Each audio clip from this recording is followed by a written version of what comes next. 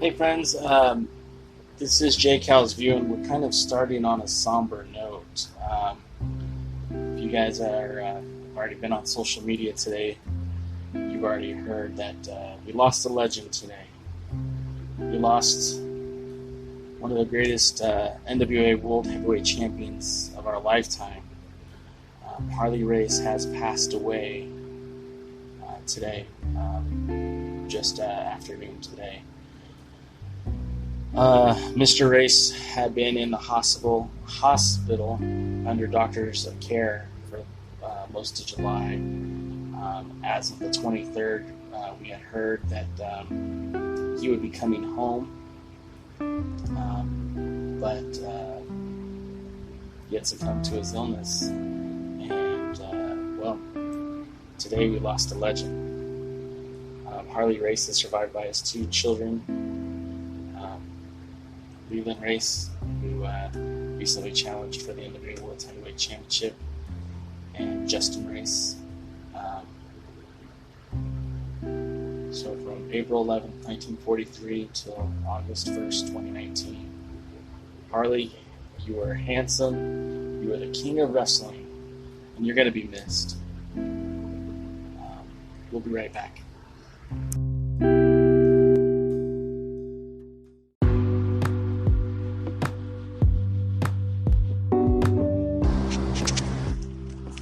Hey guys, this is Jay Cal's View. This is the still the journey of a journalist, and I'm really sorry that we lost Harley Race today.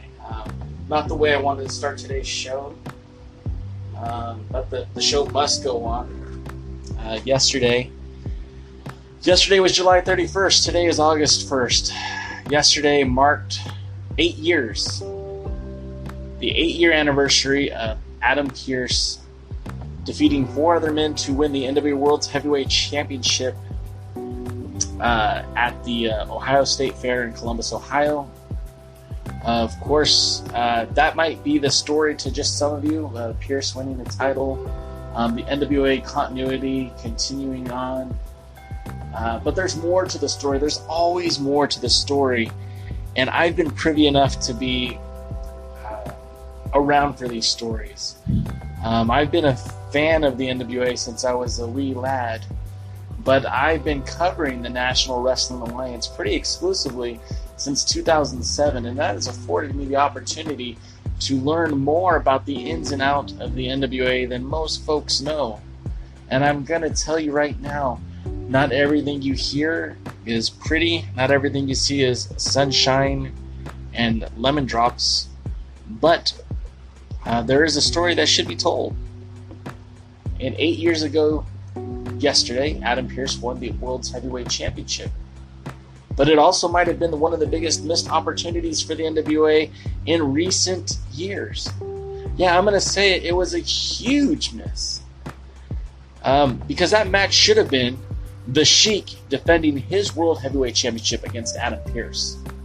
Now, what went wrong? Glad you asked. There's a lot of things went wrong. But before I can tell you what went wrong, I have to kind of paint a picture. See, there was a lot of moving parts up until this point. There was a lot of things going on in the NWA.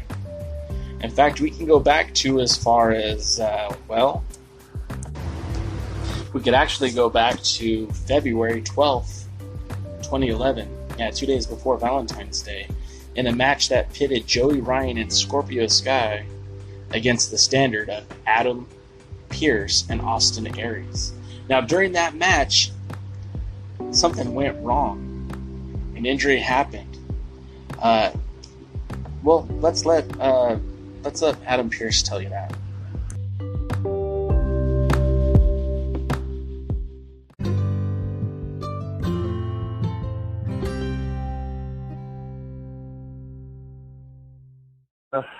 Working through this. It's been 4 long months with the neck, and just was trying to prepare to get things going the way I wanted it to go. And like I told everybody, I was going to see my doctor one last time on the 24th, a couple days ago, which was my 33rd birthday. And happy birthday. Yeah, thank you. Appreciate that. Things have been promising the last 4 months. The tests that I've undergone Unquestionably, without sugarcoating anything, I've got some nerve damage from that neurological trauma that I suffered back in February that's going to leave me with a little bit of permanent damage, but nothing that is to the point where I need to stop. And nobody, particularly athletes, want to have their passion, their livelihood, especially taken away by a doctor. And, right. And while my doctors definitely 100% told me they didn't think necessarily returning to wrestling was the smartest thing to do physically for my health going forward, understanding that somebody's got to make a living, were reluctant to tell me, and leave it up to me. So they strongly said, hey, getting thrown around and dropped on your head is not a good idea, although I was quick to remind my doctor that I don't think there's a doctor on earth that would tell you that's a good idea, regardless of what physical condition you're in. So he kind of got a chuckle at that. It's going to be one of those situations where I need to kind of be a little bit more careful with my body.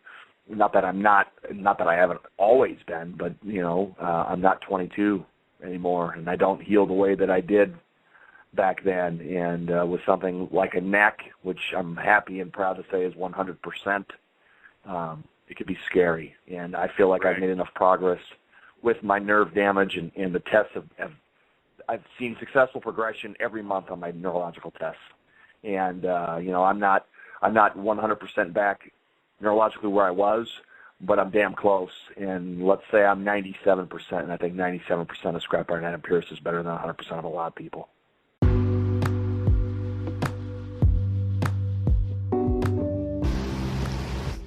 So although Scrap Iron Adam Pearce was feuding with Colt Boom Boom Cabana, their feud was still coming to a head. And, Pearce was injured. Now, at this point, this is where the controversy starts happening.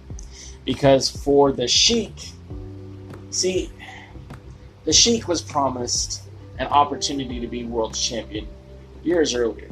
In fact, he had challenged the Blue Demon Jr., to a shot at the title, but was rebuked. Okay?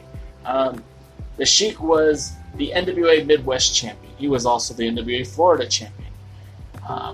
In those days, the Midwest Championship carried a lot of weight in the NWA.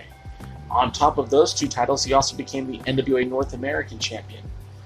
He was a triple crown holder, and that definitely carried weight. And a lot of people wanted to see him challenge for that world title, but again, he was rebuked by the Blue Demon Jr. So when Scrap Iron Adam Pearce wins the heavyweight championship at the NWA Legends Fan Fest, the Sheik believed that it would be his time to challenge for the title.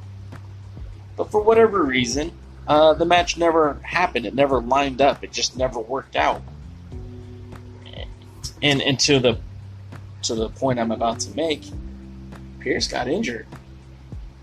Now, I don't know what the plans were initially.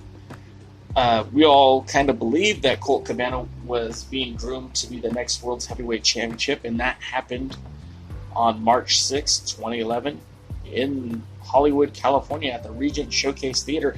I was there to witness it live. I would see the crowd showered with free milk. That talent entered, fans and wrestlers all together entered the ring to celebrate Cabana winning the World's Heavyweight Championship, and Adam Pearce was hurt. He was hurt. They didn't brag about it on TV, but the man was injured. You heard his story.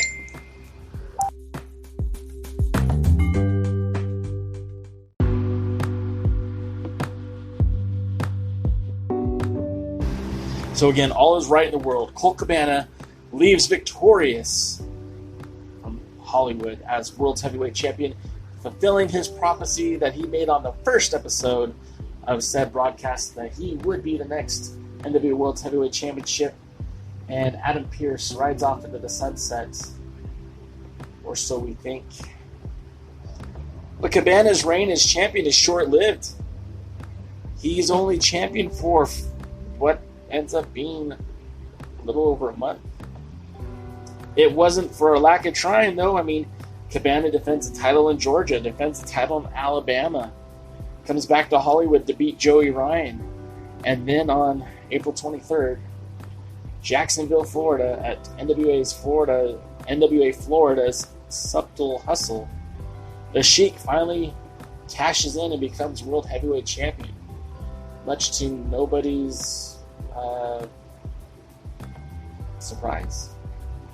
Like I said, the Sheik was all but sold as a world champion. Everyone knew it was going to come. Everyone knew it was happening. We just didn't know when. But as soon as the match was booked in Florida, it seems like they rushed to get that match together for him. Now, up until this point, the Sheik and I had a pretty good relationship. And I'll be the first one to admit that I benefited from his friendship.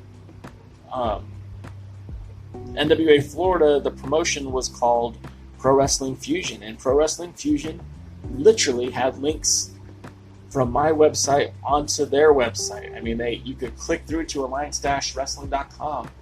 We shared content. They would send me their commercials for upcoming shows, and I would post them. I would write articles about what they were doing, and they would share them. It was a very symbiotic relationship, and I probably benefited more from that relationship than they did. I'm willing to admit it.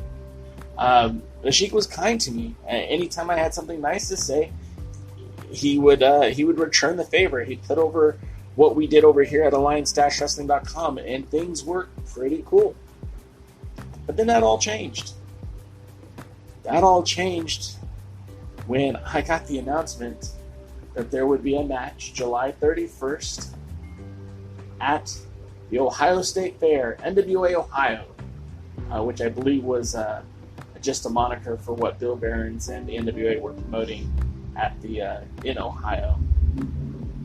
But the match was scheduled for Pearce versus the Sheik.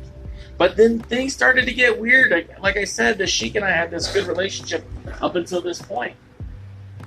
I get a message from the Sheik on Facebook. Hey, brother, take down that video. What do you mean, Sheik? What do you mean take down that video? Hey, brother, I can't make you do anything but take down that video. What's going on, man? I don't get it. It wasn't approved. Take down that video. I can't make you do it, so no worries. Well, obviously, this is kind of weird. I took the video down, and I kind of regret doing it, but at the time, me and Joseph were buddies, and I didn't want to piss off my buddy. He was helping me out, I was helping him out. But things changed pretty drastically after that. So,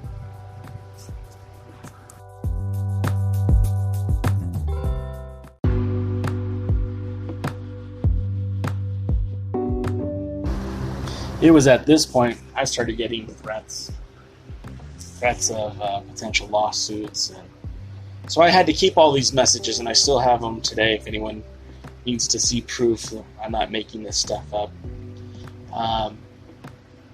And I always ask the Sheik, because even after that first initial shock, I still talk to the guy, and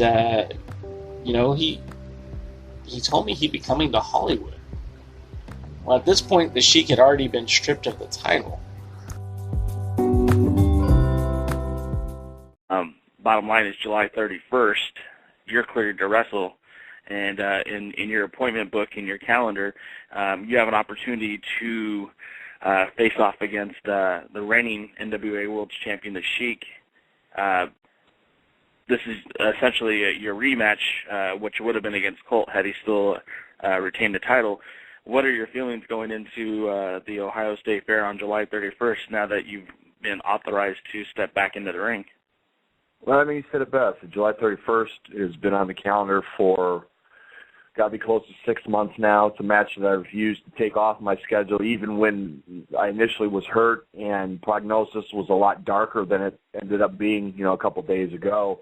I refused to let Bob Trowbridge and the NWA take me out of that match. I wanted it signed. I've been listening and reading things, and I'm not oblivious to what's going on. And and obviously am in tune with the National Wrestling Alliance and the goings-on between the members and whatnot.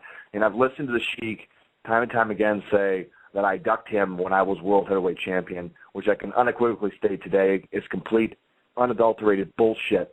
That never happened. I never ducked anybody. Right. In fact, I wanted the match. I wanted the match going back to last summer in Charlotte. Scheduled on my end didn't work out the way the Sheik would have liked. However, I'll never apologize for being booked and being visible and being out there and trumpeting the National Wrestling Alliance, which is what I've done since 2007 when they gave me the ball to run with it. So July 31st is on the calendar. That was my motivating factor 100% in getting this neck issue, getting my nerve issue, getting my body physically to the point where I wanted it to be to make one last ride. And that's what this is all about. You know, people in professional wrestling, fans especially, they become disenfranchised and disenchanted with what they see on television. I can assure you, if Sheik shows up on July 31st in Columbus, Ohio, you're going to have two men standing in the ring looking at each other that within wrestling context don't like each other. Within personal context, don't like each other. And in between the two of us will be the World Heavyweight Wrestling Championship, the most prestigious title in all of professional wrestling with the lineage that I don't need to remind anybody of. And if you think for an instant that on July 31st that I'm not going to give every ounce of what I have remaining to the Sheik, who calls himself the World Heavyweight Champion, if you don't think on July 31st in Columbus, Ohio, that I'm not going to do everything within my power to right what I perceive to be a humongous wrong in the NWA, you got another thing coming.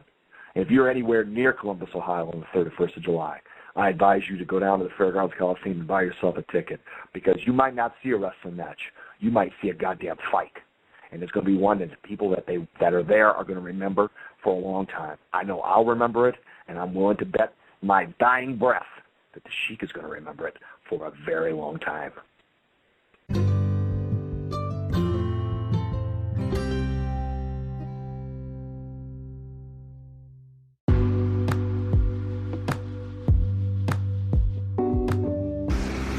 And it was pretty clear that Scrap Iron Adam Pearce was looking forward to this match. Because at this point, both of these guys went back and forth with little quips, little jabs. I don't think either one of them would admit to disliking the other publicly. But personally, they just they didn't see eye to eye. And that is the truth.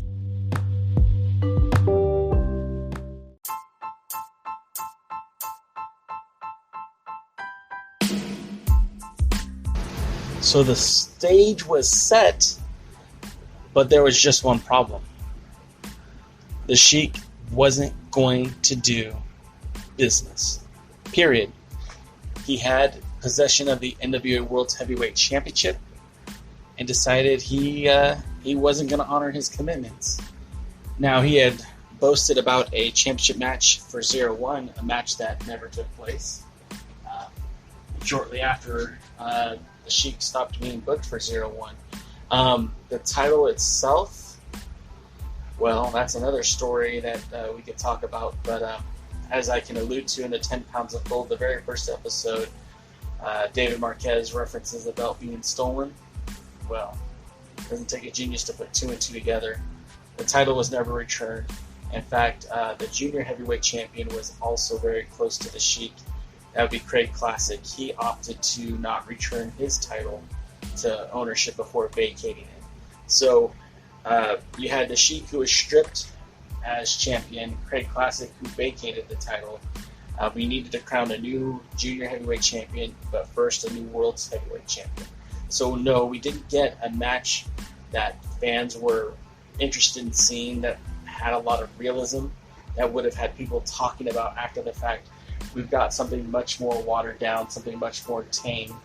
And unfortunately, the NWA did not benefit from that evening, that night at the Ohio State Fairgrounds. Now, shortly after that match, Adam Pearce took that title around the world once again. Now, he didn't go to 0-1, but he did go to Australia, which set up a lot of opportunity down the road for the NWA in Australia. He also went to Germany, wrestled for WXW, became a regular in Canada for a couple of promotions out there, and also defended the World's Heavyweight Championship in the United Kingdom. The level of competition that Pearce started to face rose quite significantly.